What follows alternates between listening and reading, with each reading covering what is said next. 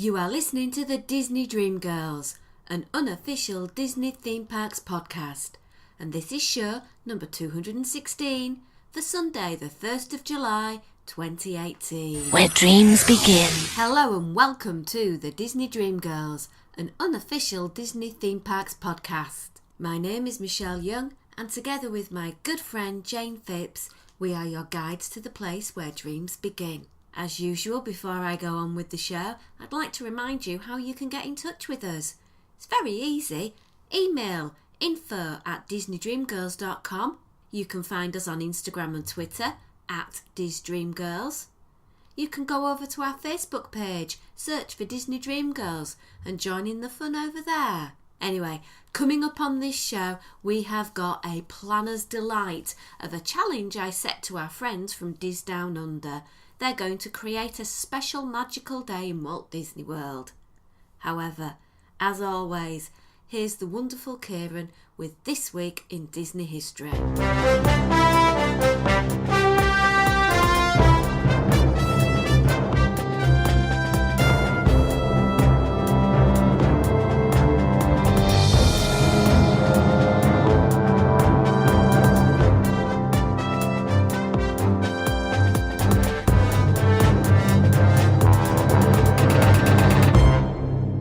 Howdy doody do.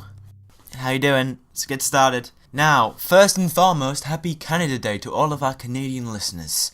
Let's move with the segment starting on the 1st of July, 1924. Walt Disney hires Ub Works to the Disney Brothers studio for just $40 per week. Also on this day, but on 1966, the Primeval World Diorama attraction opens on the Disneyland Railroad. Originally it was part of the Ford Magic Skyway attraction, the 1964 New York World's Fair.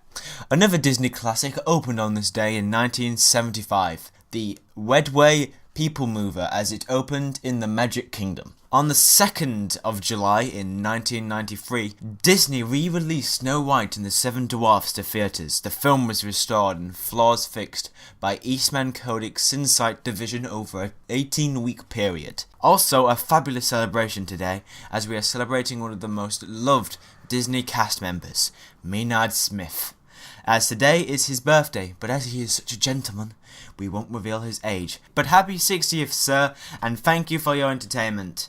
On to the 3rd of July, and Joel Chandler Harris died in 1908. He was the author behind the Uncle Remus stories. Talking of those stories, in 1947, Song of the South, the film that was based around his books, was released in Australia. Another entry for the 3rd of July was the birth of Marceline Garner in 1910. Marceline started working for Disney in the ink and paint department, but then auditioned to be the voice of Minnie Mouse, because Minnie was to play a Mexican in the upcoming film The Cactus Kid. Bert Gillett asked everyone in the department if they could speak Spanish. Only Garner and another woman responded, and when the other woman was unwilling to sing, Garner was cast for the role. She went on to voice Minnie in over 40 films over a decade. And on to the 4th of July, and happy Independence Day to those celebrating. For us Brits, it is a day we remember Charles Ludwig Dodson and Reverend Robson Duckworth. Why, I hear you ask? Well, these gentlemen were rowing up the River Thames with Addis Liddell and her sisters Lorena and Edith when Charles invented a fantastical tale to entertain them. This became Alice's Adventure in Wonderland, written under Charles's pseudonym of Lewis Carroll. Finally, the most important celebration on this day, on the 4th of July, Anthony Markham was born. Anthony has been a loyal listener of the show and over the years has become one of our closest friends. So happy birthday, Anthony. This show is dedicated to you. And goodbye. I'm tired. I'm hungry. I'm going. Goodbye.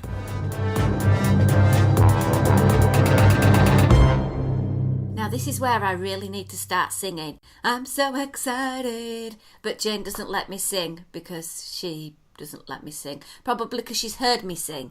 And that is enough reason to say so.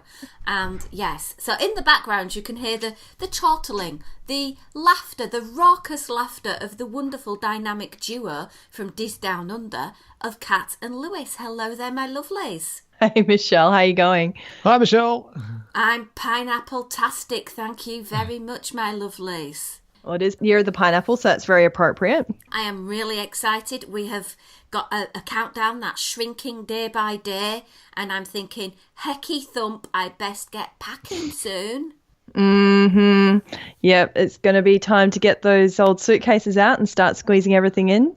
Now, obviously, I'm a planner, and sometimes I like to ask people for their perspective on how I should spend a day in Walt Disney World, because you never know, they might have just that gem of an idea for me. So today I've invited along Kat and Lewis to plan a day for me in Walt Disney World, because I'm just going to sit back and put my feet up and choose the best one and have a go at doing it in August. So, why should I bother? You're still not going to do mine. I got the wrong brief.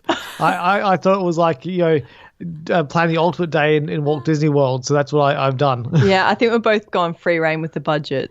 That's fine. That's fine. I can always steal somebody's credit card and put it on there. It's totally fine.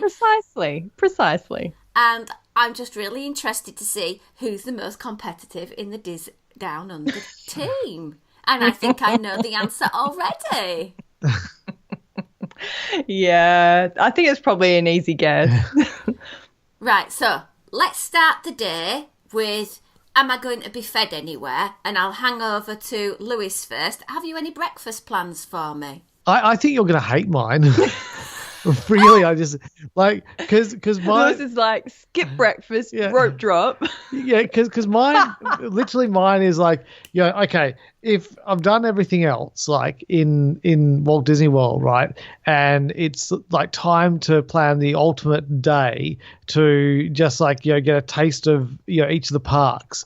So my plan actually goes over all 4 parks in one day. Wow. Yeah.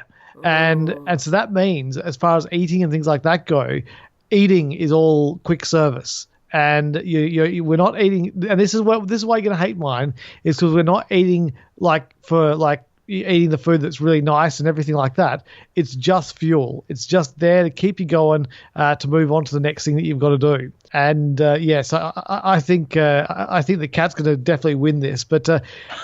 That's a bit defeatist. No, I don't know. Maybe I don't know, because if you want to go back and forwards, because mine kind of like is a flow. It works on a flow kind of situation. So I don't know if going like one for one is gonna do it justice. Oh, so do you want me to run through mine and then you can run through yours? I reckon if Michelle's okay with that, because obviously she's the one in charge of this. But if Michelle's okay with that, I think that's the best way to go. Guys, they're your plans, and can I just say, I am not averse to doing a massive monster tour around the parks, and I know there's a certain Mr. Klamowska, my holiday buddy, somewhere up in Canada going, giddy, giddy, giddy. He heard the word rope drop, and he loves that idea already. That's awesome. Well, do you want to kick off with yours first? Okay, I'll do mine first then. Awesome. Okay, so all of this is based on staying at the Contemporary Resort at club level. Ooh. Now, the reason for that is because I believe it's still the case that if you stay at a club level in the deluxe resorts, that you can actually pay $50 a day extra for 3 additional fast passes that you can use in the parks. And I don't think that they're linked to a particular park either, so you can use them in any of the parks. Ooh. Yeah, and you can book these 90 days out as well. Liking that. So I wanted to go through the 4 parks in one day and hit a couple of attractions in each park. And as I said, really just have some food to keep you going. So you probably won't like that side of things. It's a very grown-up way of looking at food. Yeah, but it's fuel. But I thought the best way to start would be to start off at Animal Kingdom. I would say that the best thing to do is to rope drop the Navi River boat ride and get that out of the way first. And then after that, you would have already booked in a Flight of Passage fast pass, so you would jump onto that one straight after.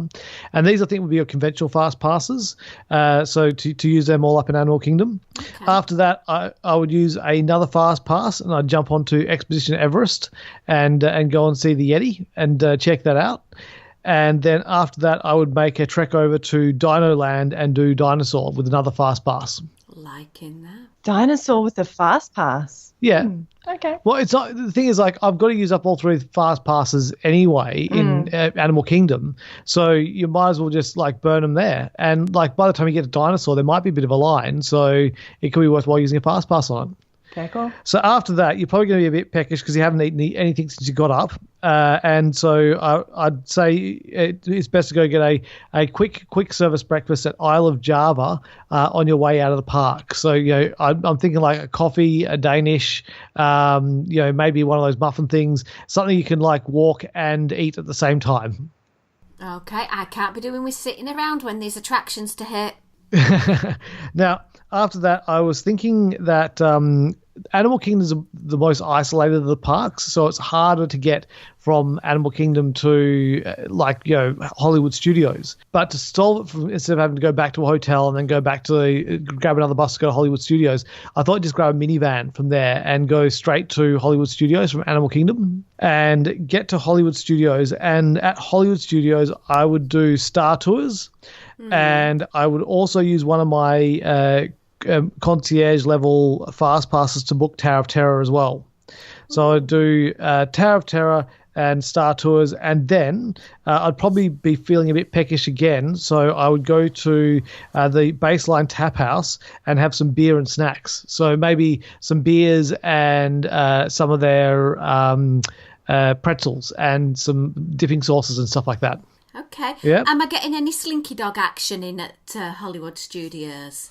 No, I didn't book any Slinky Dog action in there. It was I was trying to mostly I was trying to do rides that were the thrill rides, and although Slinky Dog probably would be a thrill ride, I just decided that Tower of Terror would be more one I wanted to do. So again, I didn't realize it was booking your day. I was booking my day. So it's the perfect day for Luis. Exactly. So after that, I thought we'd just grab one of the friendship boats and go off to Epcot.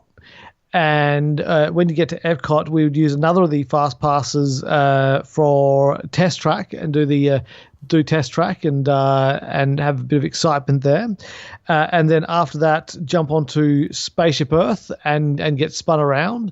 And then by that time, you've probably thrown up. So it's it's probably a good time to go and get some more food in. And I couldn't think of a better place to go to than the Tutto Gusto wine cellar in the Italian pavilion. Oh, now you're trying to sell this at me. And so go over there. Again, like you can have a bit of wine and some snacky kind of food. Yeah, nothing too filling. And then after that, you can make your way down to the monorail and jump on the monorail to go to go to Magic Kingdom. And when you get to Magic Kingdom, I think you're going to have like a bit more time in Magic Kingdom because I'm thinking you're going to get there in the mid-afternoonish time.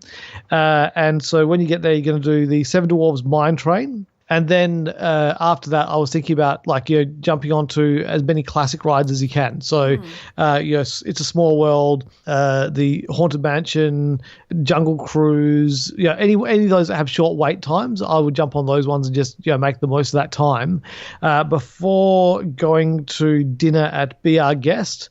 And at that point in time, you've been snacking all day. So at this point in time, you can have a big splash up meal and lots of nice food and some wine and all that kind of stuff, and that'd be really nice.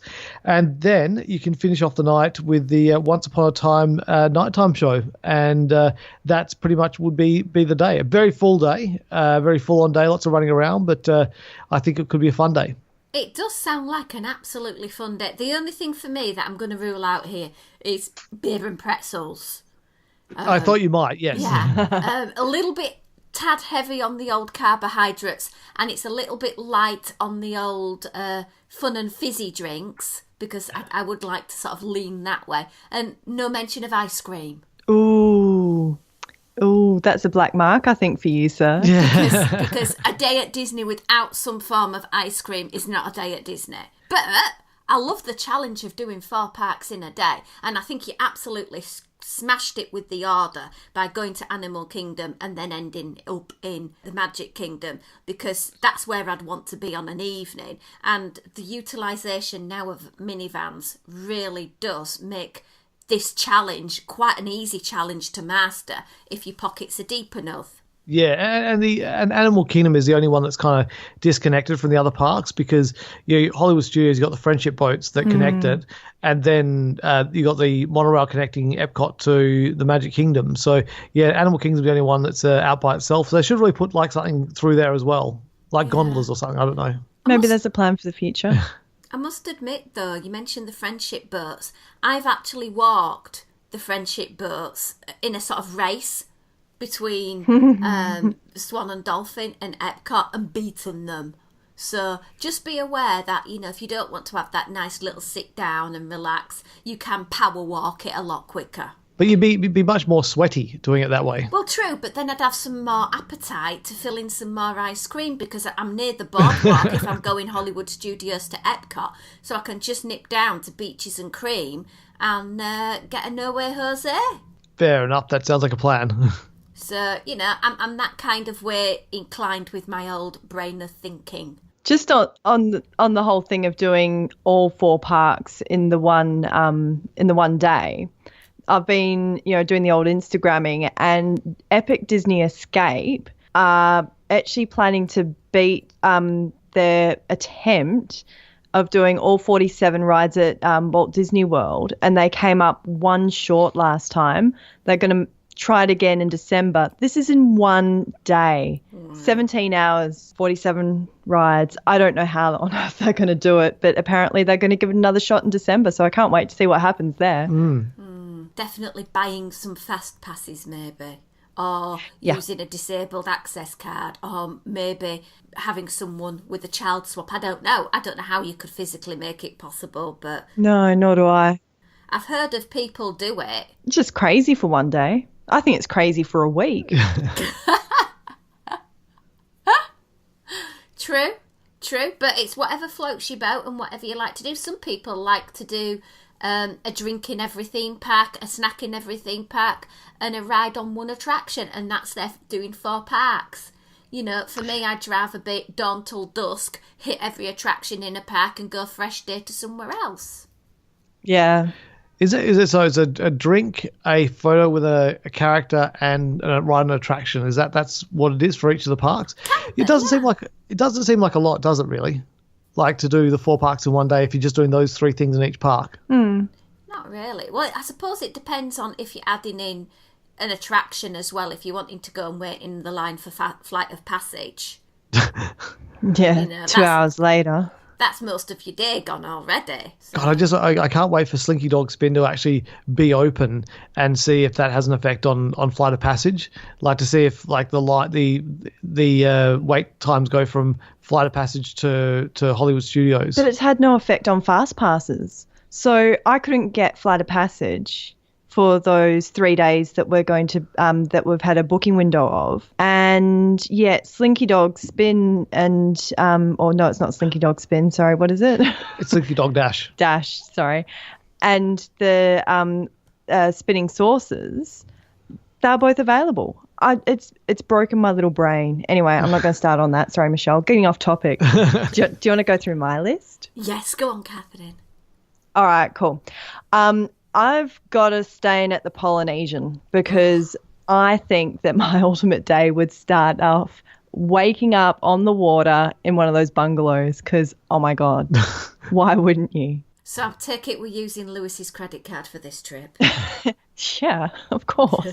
Who else would we use? And so we are going to get going early in the morning. We've booked a 7:30 ADR for Kona Cafe. Oh. Interesting, when you have a look at the menu, there's the Tonga toast, and you can get that with bacon, which I think would be pretty ideal. And it comes with is it strawberry or raspberry sauce? It's like a strawberry sauce. Have you ever had it before? No, I haven't had the dish, so I was just like, that looked interesting, but I think we're going to be cheeky. We're going to ask the waiter to put that on the side and also give us a side of the pineapple sauce that comes with the macadamia pancakes. So then we can try, because I reckon pineapple sauce and bacon might be a thing. Yeah. I reckon that might be pretty amazing. So we're going to give that a shot. But the macadamia nut pancakes are to die for. Oh, so maybe anyway. They are my favourite. In fact, I posted a picture a while back on Instagram showing that breakfast with the side of bacon and the pancakes and the pineapple sauce. It is just perfection on a plate, and a lot more doable than the sort of cinnamony sweet, banana heavy sourdough Tonga toast. Just an opinion. We could maybe get one of each and do swapsies. Yeah. That's often a way to go with these things anyway, so you can try more on the menu. Anyway, so we'll have our breakfast, we'll have nice full bellies, and we'll catch the ferry over to Magic Kingdom, and we'll be there nice and early, so we're there for the 9 a.m. rope drop, because that's how I roll. If you're traveling with me, that's how it's going to happen. And then we're going to just head straight to the back of the park and jump onto Seven Dwarfs Mine Train. And that's going to be awesome. And then we've got a 9:45 fast pass for Space Mountain. But what you're going to end up with is a little bit of time to kill. So you can jump on the People Mover while you're waiting to kill a bit of time. And then jump on Space Mountain. I'm figuring about 9:55. Oh, yeah. I've gone to the nth degree of planning, Lewis. It's a whole new world of planning. I'm loving this. Lewis is just shaking his head. And, of course, you're going to need some coffee after that. So I reckon you head over to the Main Street Bakery and hit up Starbucks. And you'll probably take a bit of a look at the Mickey Cake Pops, but you're probably still a bit full from that breakfast. So I reckon you're probably just going to give that a miss. Go a nice coffee. Now, my thing in the hotter weather is to go the iced coffee. I also find that's a little bit more palatable than the heated version in Starbucks, but anyway. I've never had iced coffee from Starbucks.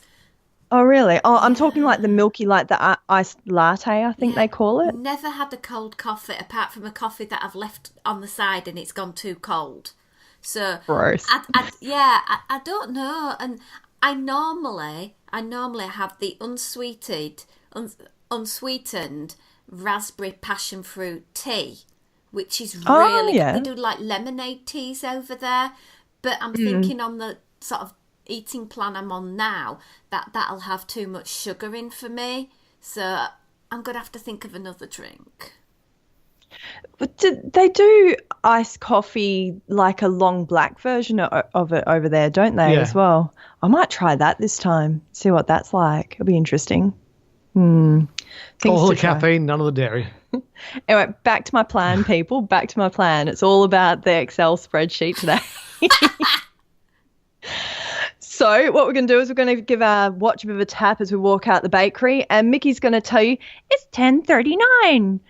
And our next fast pass isn't until 11:05 at the Haunted Mansion. So going to take a bit of a look at the app, remembering that there's a 1 hour window for our fast pass. There's only a 20-minute wait at the Jungle Cruise, so why not get that out of the way? Jump on that. And because it's getting a bit warmer after you get off the Jungle Cruise, rather than heading straight to Haunted Mansion, you walk past and grab yourself a Dole Whip to eat on the way. That way you're eating while you're walking, cooling yourself off with a little bit of Dole Whip and getting some ice cream in. Hope I get extra points. And then jump onto Haunted Mansion. And, of course, once you get off Haunted Mansion, you're getting later in the day again. It's going to be getting pretty warm. But you've made some plans to meet some friends at Skipper Canteen for lunch.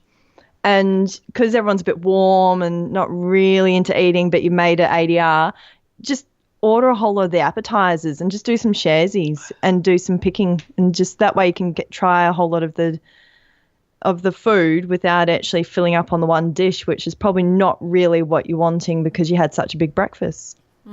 Now, the third fast pass for the day that you booked is 1:45 for Splash Mountain. Jump on that. And then after you get off there, you check out the fast passes that are available throughout the parks. And there's one at 6:15 for Test Track, which means that we're going to head over to Epcot. So we can jump onto the train at Frontierland and go back to Main Street USA and then jump on the monorail back to Epcot. Like in the multi-uses of transport. Oh, yeah. You got to do the train, right, Lewis? You do indeed, yes. Which we've never done. Is that your new motto? You got to do the train. Because it wasn't until we got to Tokyo, I think, that we first did a train, which is, wasn't that the last park that we went to? Yeah, tried to do the train in Shanghai, but they've got a station and we're just staying there and a train never came. So sad, so sad. Well, in Disneyland Paris, you can have waits for about an hour and a half for the train alone. Wow. There's no train in Shanghai, by the way. Well, that probably explains the wait's a bit longer than it is in DLP then. Does it break down a lot in Disneyland Paris? It stops running at certain times of the day for certain reasons, for parades, etc. So you can just join the queue and have no idea when the next train is due. That's such a weird system. Yeah. Very French. Right. So, where are we? We're back at Epcot, aren't we? So, Mickey tells us that it's 3:44 and it's a little bit warm. So, one of the things that I found last time that was really good for getting out of the heat was jumping into the Mexican Pavilion, because you can ride the Grand Fiesta Tour and, you can hang around and poke amongst all those little shops in there and in the Mexican Pavilion, and it's all underground, which is lovely and nice and cooling. And it's all nighttime as well, so, that's always good. Yeah. And then, of course, you're probably a bit thirsty by that stage as well, so probably venture outside and go and sit on the water there and have a nice little margarita, maybe over at, is it La Cantina de San Añal? So we could go and do that and kill a bit of time there, because, fast pass isn't until 6:15.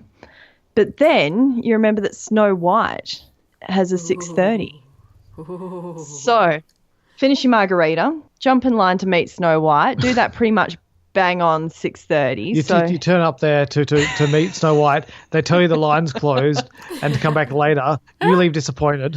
I apologise for Lewis. He's still post-traumatic about that. It happened 3 times. It was awful. And we're just like, we're from Australia. Didn't work. And so we'll ride the test track at about 7 o'clock and then head back over in the direction of France and just hang out, grab a glass of champagne, go for a bit of a wander through their little shops. And then you've got a ADR for Tokyo dining at 8:30. So you can have your dinner and then, because you've asked for a window seat, hang around and watch illuminations from up in Tokyo dining, which would be quite nice. And Japanese is a really nice way of getting lots of flavours and fairly light meals as well. Unless you're like me and you like all the tempura and everything like that, in which case probably not that light. And then that done, jump on the monorail back to the Poly and duck into Trader Sam's and have a cheeky cocktail before heading off to bed. So only 2 parks then, yeah? Only 2 parks. I feel like I haven't quite reached your standard of racing around, Lewis. Lewis, all I can say is you've created this. By introducing Kat into the Disney theme park world, this is what you have done. You have created an Excel master. Yeah. It was bound to happen. Yeah, what a fab day though. Lots of little things that I like to do, because I've booked Tokyo dining for this upcoming trip for that reason, because I love illuminations. I love myself a little bit of Dole Whip. You've picked the attractions. You even got in Snow White, and I'll have to make sure that is a day that I wear one of my many Snow White Disney bands that I've got. I think I'm up to 3 different Disney bands for Snow at the moment, all of them different. That's incredible. Well, I was trying to explain it to the lady in the shop. She was saying, because I was asking her for a yellow cardigan, because I wanted a yellow cardigan to wear with the blue skirt and the red top. And she said, well, why does it have to be yellow, Kat? This mustard one do. No, it has to be yellow. I'm doing a Disney band. And I tried to explain it. And that look of sheer panic, where's a supervisor with the stun gun? That came over her face, thinking, this woman is crazy. What is she on about? Dressing as Disney characters. She should be in a padded cell. Yeah. Yeah, people are a bit judgy. Yeah, I must admit though, before I got into this sort of whole thing and realised how much fun it was, the idea of wearing accents of a character's costume, posh tosh. But actually now, wow, major fun, have some fun in a theme park. Yeah, it's pretty cool. Sorry, Lewis, I do love your idea of 4 parks in a day. And before you even say so, Stephen, no, the spreadsheet has been done and we can't do 4 parks in a day. So tough. I love the idea, but Kat, whether you gave Lewis the wrong brief on purpose, I don't know. Just saying. Oh, I don't think he listened to me. I think it's down to that selective hearing thing. Because I pretty much read out your whole conversation. So, Nevertheless, I think it is an absolutely fantastic way to spend Walt Disney World in, and whether you are a 4-parker or whether you are all about the food and alcohol with Kat and some attractions thrown in, it's a fabulous way to spend the day in Walt Disney World. So guys, I'm going to give yourself an opportunity to give your podcast a shout out. Well, you can find us every week on Diz Down Under, and if you'd like to go and check out our information, we're on Facebook and Instagram and all those kind of things. And if you go to the Gentlemen of Pop Culture.com website, that's got links to our Diz Down Under